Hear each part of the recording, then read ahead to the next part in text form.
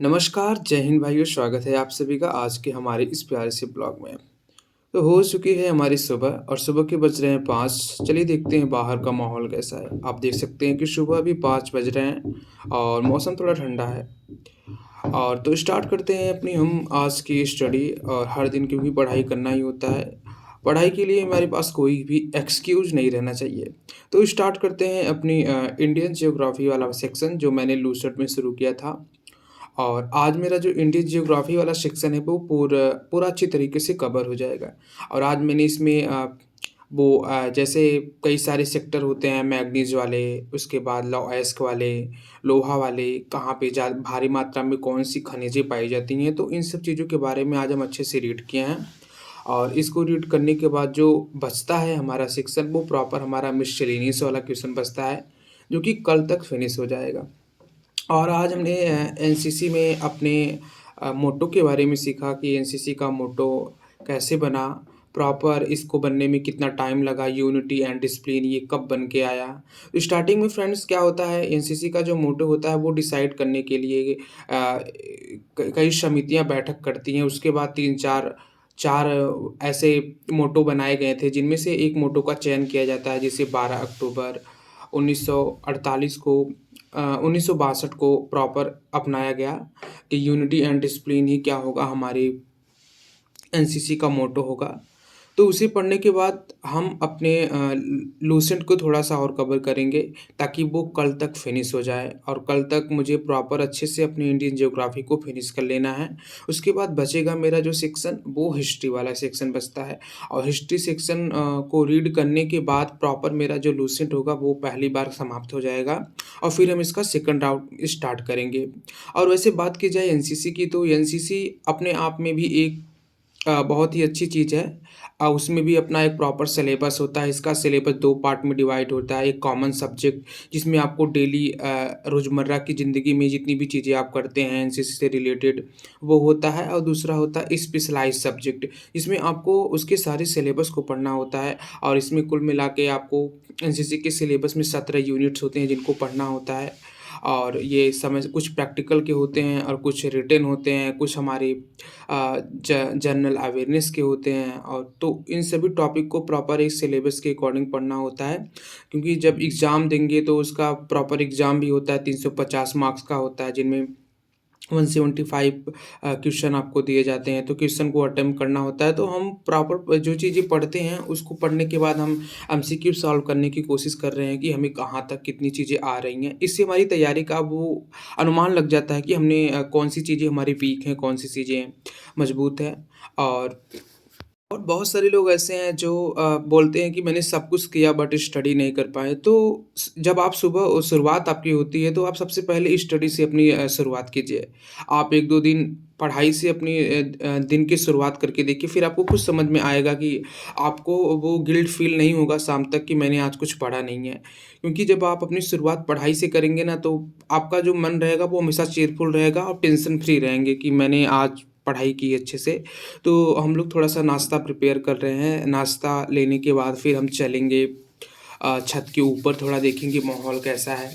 और हर सुबह-सुबह नाश्ता बना रहे हैं भई क्योंकि ये नाश्ता बहुत ही बेहतर तरीके से बना लेता है मेरे मुकाबले में। तो अभी देखते हैं कि मौसम थोड़ा साफ़ हो चुका है और ठंड की वजह से हम एक्सरसाइज़ थोड़ा लेट जाते हैं, बट जाएँगे ज़रूर। उससे पहले हम छत पे विज़िट कर लेते हैं क्योंकि छत पे मैंने कल कपड़े सूखने के लिए डाले थे तो उसे देख लेते हैं। और उसी के साथ एक मनोरम दृश्य को भी कवर कर लेते हैं, कितना अच्छा लग रहा है कि इसी धरती पे ये इतनी खूबसूरत-खूबसूरत मकान और ये देखिए भाई साहब बिना सुरक्षा के साथ अपने काम में बिज़ी हैं। तो हम फाइनली पहुँच चुके हैं अपने ग्राउंड में क्योंकि ग्राउंड की लत भी एक बहुत ही अच्छी लत होती है। अगर एक बार लग जाती है तब फिर आप उसे छोड़ नहीं सकते हैं। तो इधर यहाँ पे सारे जो दही बड़ा वाले खिलाड़ी हैं वो अपने खेल में के जुटे हो हुए के हैं। मान तो हुआ। आज एक्सरसाइज़ तो नहीं होगी बट थोड़ा बहुत घूम टहल लेंगे क्योंकि टाइम थोड़ा कम था और इसलिए मैं शाम के टाइम चला आया हूँ। और शाम के टाइम थोड़ा बहुत घूमने के बाद फिर हम निकल जाते हैं अपने रूम की तरफ और रूम पे आने के बाद फिर से 1 घंटे की पढ़ाई क्योंकि अभी भी सिलेबस का थोड़ा-सा टॉपिक बचा हुआ था, तो सिलेबस के थोड़े से टॉपिक को कवर करना भी ज़रूरी था क्योंकि मुझे 1 मंथ में अपने पूरी सिलेबस को अच्छे से कवर कर लेना है। उसके बाद फिर आ जाते हैं अपने अपनी रसोइयाँ पे। और एक बात याद रखिए कि युद्ध में सबसे तेज़ तलवार वही चला पाता है जो मानसिक रूप से शांत हो। मैं पहले भी कहा था कि अगर इंसान को अपनी क्षमताओं से ज़्यादा हासिल करना है, तो सबसे पहली कला उसके पास होनी चाहिए कि वह शांत रहे। अगर वो जितना ज़्यादा शांत रहेगा, उसकी एनर्जी उसके पास उतना ज़्यादा मतलब रहेगी, अपनी मानसिक एनर्जी अपनी स्टडी में वो यूज़ कर पाएगा। और स्ट्रेस या तनाव इंसान का सबसे बड़ा दुश्मन होता है। ये किसी भी विद्यार्थी को शारीरिक और मानसिक रूप से हमेशा के लिए ख़त्म कर सकता है, अगर इसे समय पर मैनेज नहीं किया गया तो। तो यहाँ पे हमारे जो रसोइया का काम होता है वो ख़त्म हो जाता है। अब हम चलते हैं अपने एनसीसी के लिए, क्योंकि आज एनसीसी है तो उसके लिए भी प्रिपेयर होना बहुत ही ज़रूरी है। क्योंकि अब एनसीसी के लिए फटाफट हम तैयार हो जाते हैं और अपने जूते को पहन लेते हैं।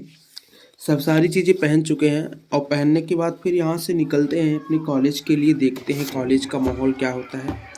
तो खैर थोड़ी सी अपनी बैरट को देख लेते हैं, क्योंकि बैरट कभी-कभी क्या होता है, मेरे बाल जो हैं बाहर निकल जाते हैं। आप देख सकते हैं कि ये सुबह का माहौल है, आज पूरी खिली धूप है और मैं अपनी कॉलेज पहुँच चुका हूँ।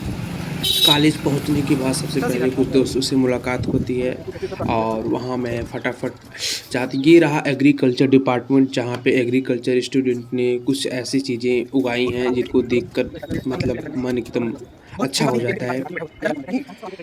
और थोड़ी बहुत रील वगैरह बनती है, भाई कॉलेज गए हैं तो इस ड्रेस में रील बनाना तो बनता है। तो ये रहे सारे कैडेट्स, जितने भी कैडेट्स हैं, और ये सारे कैडेट्स मतलब रिफ्रेशमेंट मिल चुका है। हम लोग का एनसीसी का सारा प्रोसेस हो चुका है, तो थोड़ी टाइम के लिए बकचोदी भी बनती है। तो हर किसी का वीडियो थोड़ा-थोड़ा शूट कर लिए हैं और एनसीसी का टाइम 5 में फिनिश हो जाता है और लगभग 2.5 घंटे की क्लास चलती है। तो आज की क्लास में हमने बेसिकली ये जाना कि जो हमारे 20 सर्टिफिकेट वाले हैं उनका एग्ज़ाम फरवरी में होने वाला है। तो उनके मॉडल पेपर्स और उनके जो भी प्रैक्टिकल थियरी के सब्जेक्ट हैं उनके बारे में वो डिस्कस कर रहे थे सर। जो भी हमारे पीआई स्टाफ होते हैं वो सारी चीज़ें बता रहे थे।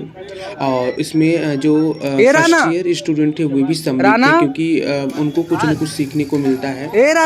चलो यार, इसीलिए पैदल हो ना तो चलो। उनको भी बुलाया गया था और लगभग 26 तारीख तक ये हम लोग का चलेगा, जब तक ये हमारा रिपब्लिक डे समाप्त नहीं हो जाता है। तो फाइनली सब अपने अपने घर चले जाते हैं और हम भी निकलते हैं अपने रूम पे, क्योंकि हमको अपने अगले काम के लिए जाना होता है। तो हम निकल पड़ते हैं रूम पे। रूम पे आने के बाद भाई सबसे पहले ड्रेस वगैरह चेंज होता है और ड्रेस वगैरह चेंज होने के बाद फिर निकल जाते हैं अपने होम ट्यूशन के लिए। तो आज हर्ष को पनिशमेंट थोड़ी ज़्यादा मिल गई है, तो देख लीजिए कि एनसीसी में पनिशमेंट भी मिलती है और ये डिपेंड करता है पीआई स्टाफ कैसा है आपका। तो कभी कभी पनिशमेंट काफ़ी तगड़ी मिल जाती है। तो वहाँ से हम रूम पे अपने कपड़े को चेंज कर लिए हैं, अब निकलते हैं भाई होम ट्यूशन के लिए, क्योंकि होम ट्यूशन भी बहुत ही ज़्यादा ज़रूरी है। और रूम पे पहुँच के पहले हम आयुषी को पढ़ाने जाते हैं और आयुषी के बाद फिर संकल्प को। और 2 ही बच्चे सफिशिएंट हैं जिनसे हमारी थोड़ी छोटी मोटी इनकम हो जाती है। तो आयुषी जो है इसको ज़्यादा कुछ बताना नहीं होता है। आज के जो सिलेबस में इसका है फेस्टिवल के बारे में, तो ये रिलीजियस फेस्टिवल्स और जो भी हमारे नेशनल फेस्टिवल्स होते हैं, तो उन सारे फेस्टिवल को कवर करने के बाद हम संकल्प के घर पहुंच जाते हैं। अब संकल्प को भी पढ़ाना होता है। वहाँ से पढ़ाने के बाद फिर फाइनली आज की जो हमारा ब्लॉग होता है पूरा ख़त्म होता है।